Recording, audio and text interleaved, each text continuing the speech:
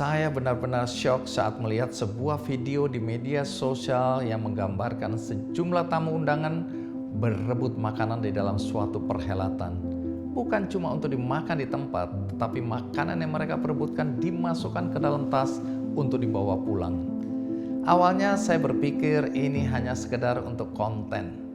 Tetapi saya kemudian sadar bahwa peristiwa itu betul-betul terjadi. Saya yakin Anda juga pernah melihat adegan atau kejadian seperti itu di pesta-pesta pernikahan. Sejumlah tamu undangan mengambil makanan dalam jumlah banyak, tetapi kemudian mereka tidak sanggup menghabiskannya. Makanan sisa masih tampak menumpuk di piring-piring mereka. Kalau tidak sanggup menghabiskan makanan yang diambil, mengapa tidak mengambil secukupnya? Padahal masih ada jutaan orang di negeri ini yang menderita kelaparan bahkan gizi buruk. Sampah makanan memang sudah menjadi permasalahan global. Berdasarkan laporan PBB, pada tahun 2021 sekitar 1,3 miliar ton makanan terbuang sia-sia setiap tahun. Sementara Organisasi Pangan dan Pertanian PBB memperkirakan sekitar 815 juta orang di dunia menderita kekurangan gizi kronis.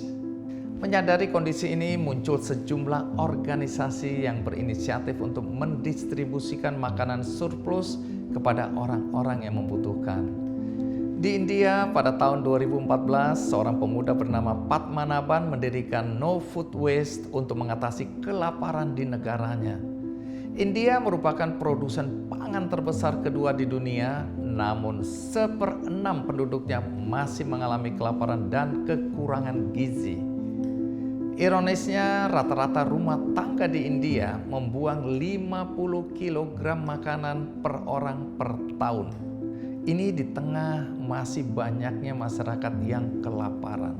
Padmanabhan berjuang agar sisa makanan berlebih dari hotel, restoran, ataupun pesta pernikahan tidak berakhir di tempat sampah.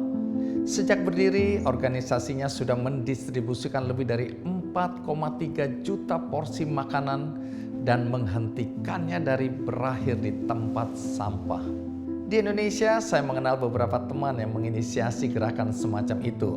Salah satunya Food Cycle yang diinisiasi oleh pasangan suami istri Astrid Paramita dan Herman Adrianto pada tahun 2017.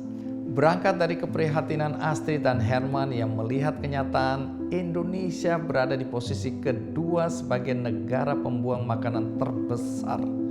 Padahal jutaan rakyat Indonesia juga masih mengalami kelaparan dan ancaman kekurangan gizi.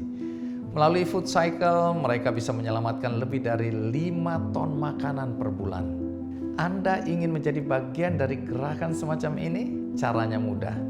Jangan mengambil makanan melebihi kebutuhan Anda ketika Anda berada di pesta-pesta. Sisihkan makanan yang berlebih itu, lalu cari komunitas yang menyalurkan makanan berlebih seperti Food Cycle. Atau Anda luangkan waktu untuk membungkus makanan-makanan yang lebih tersebut dan berikan kepada orang-orang di sekitar Anda yang membutuhkan.